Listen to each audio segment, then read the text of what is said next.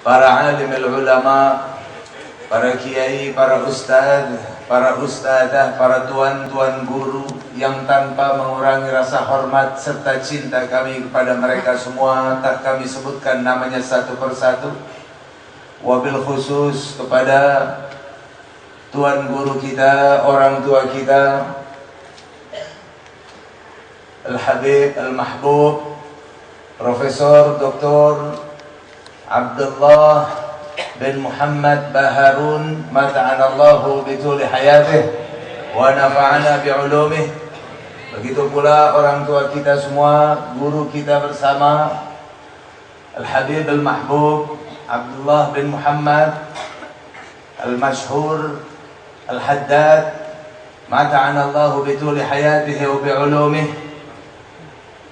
Begitu pula pada Al-Habib Al-Mahbub, guru kita bersama, orang tua kita bersama, Al-Habib Alwi Ba'agil, mata'anallahu bituli hayatih wa nafa'ana bi'ulumih. Begitu pula kepada para tokoh, para sepuh, hadirin wa hadirat rahimakumullah. Di kesempatan yang berbahagia ini, marilah sama-sama kita panjatkan puja-puji syukur kita kehadirat Allah Ta'ala. Salawat dan salam tidak lupa kita limpahkan kepada suri tauladan kita, Nabi besar Muhammad sallallahu alaihi wasallam. Begitu pula kepada keluarganya, ahlu baitnya, sahabat-sahabatnya, serta kekasih-kekasihnya yang meneruskan perjuangannya hingga hari kiamat nanti. Amin ya rabbal alamin. Ahibba'il kiram, tadi dalam awal sambutan guru kita sahibul bait Al-Habib Alwi bin Idrus Ba'agil menyampaikan sebuah sambutan yang tadi disampaikan, dibacakan oleh pembawa acara yang luar biasa, muqtadal hal, tepat pada kondisi saat sekarang ini di mana umat Islam sekarang sedang menghadapinya. Nasihat yang beliau sampaikan tadi bukan main-main, saudara. Bukan main-main. Kita umat Islam karena merasa mayoritas, jadi merasa santai aja. Mayoritas, merasa diri hebat, diri kuat. Nggak mungkin Islam hilang dari Indonesia, dari Madura. Nggak mungkin, karena Islam mayoritas. Santai, tenang, ribut karena dunia. Akhirnya, jangan salahkan saudara sekalian, apabila wali-wali iblis di muka bumi ini terus menerus bekerja dan bekerja untuk memurtadkan umat Islam dan menjauhkan umat Islam dari agamanya. Betul apa tidak? Oh. Sekarang nggak tanggung-tanggung, saudara. Tidak tanggung-tanggung. Saya heran 1000 heran. Nggak tahu malu. Ada ulama yang dibilang ulama, pimpinan umat, seorang kiai, berani dia mengatakan bahwasannya mengangkat pemimpin kafir yang adil dan jujur lebih baik daripada mengangkat pemimpin muslim yang zalim dan koruptor, saudara. Saya mau nanya, kira-kira ungkapan seperti itu betul atau ngaco? Betul atau ngaco? Ngaco. Tapi orang awam susah mencerna. Apa betul lebih baik mengangkat pemimpin kafir yang adil daripada mengangkat pemimpin muslim yang zalim? Saudara sekalian, orang muslim itu biar kata bejat 1000 kali lebih baik daripada orang kafir, saudara sekalian. Betul atau tidak? Betul. Betul atau tidak? Betul. Ini di dalam Al-Quran Allah Subhanahu wa ta'ala menerangkan kepada kita semua puluhan ayat. Allah melarang umat Islam mengangkat orang kafir jadi pemimpin. Puluhan ayatnya, bahasanya keras semua. Siapa yang mengangkat orang kafir jadi pemimpin, itu menantang hukum Allah, menantang azab Allah. Siapa yang mengangkat orang kafir jadi pemimpin, merekalah orang zalim. Ciri orang munafik mengangkat orang kafir jadi pemimpin, dan seterusnya dan seterusnya. Nggak ada, saudara sekalian, yang ringan daripada firman Allah Ta'ala mengangkat orang kafir jadi pemimpin. Tidak ada tempat di tengah-tengah umat Islam, saudara sekalian.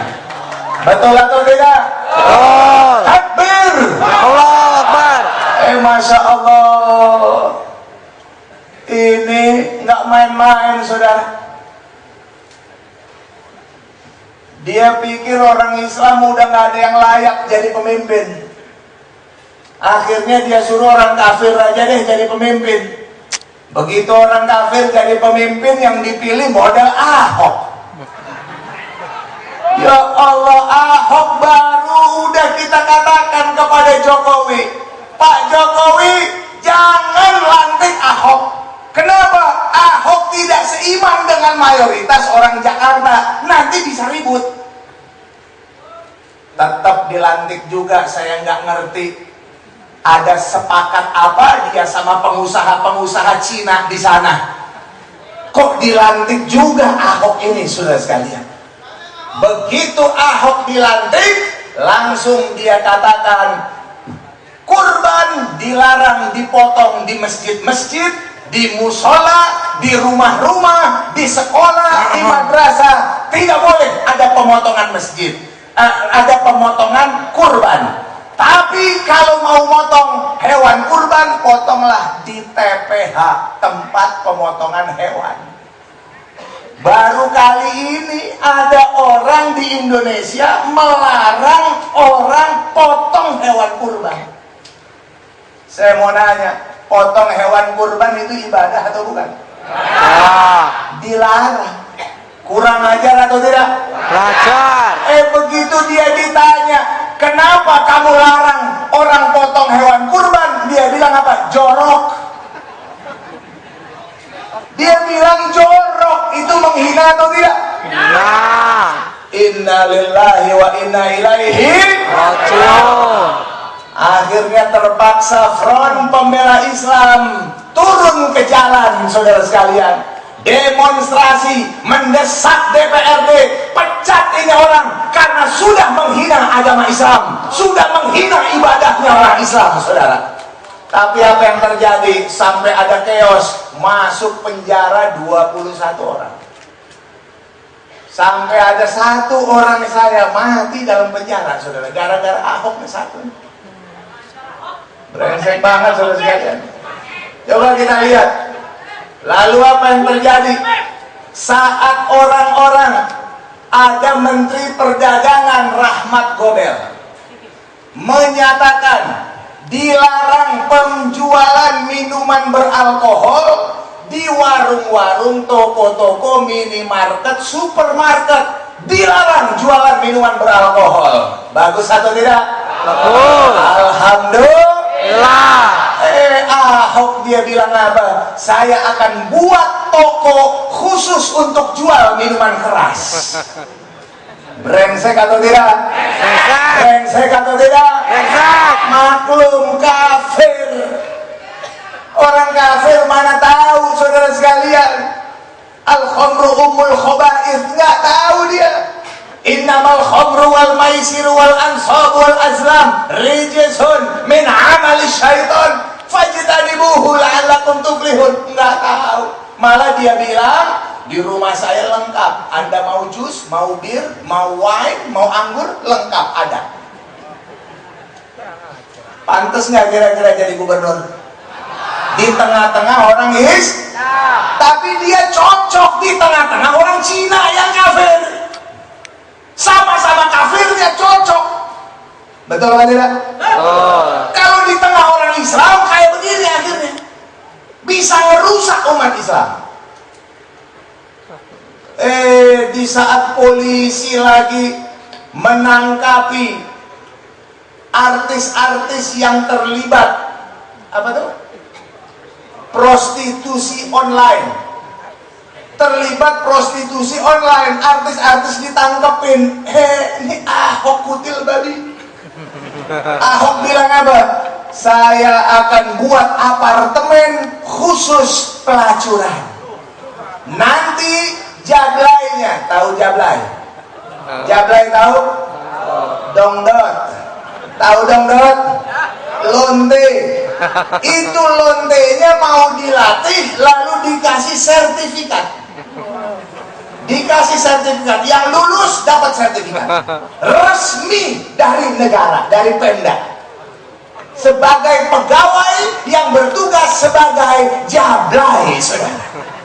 1 jam 1 juta, bagi 3, bagi pelakunya administrasi potong pajak 10%, buat pembangunan daerah. Gila atau tidak? Gila. Gila atau tidak? Gila. Maklum orang kafir. Orang kafir itu cocoknya di negeri kafir, emang ahli neraka. Di sana saudara, di Cina sana. Ya Allah, dikasih di Jakarta. Bagaimana pala kita nggak mengkelap saudara? Akhirnya Habib Rizik dari Jakarta sakit-sakitan dia pindah, sekarang tinggal di hutan. Sendirian berkawan sama binatang di sana, sama monyet, sama harimau. Dia lebih suka berkawan sama begituan. Dia pantau dari atas daripada menghadapi kayak begini. Bukan main saudara sekalian. Pelacuran mau dihidupkan, minuman keras dihidupkan, penggusur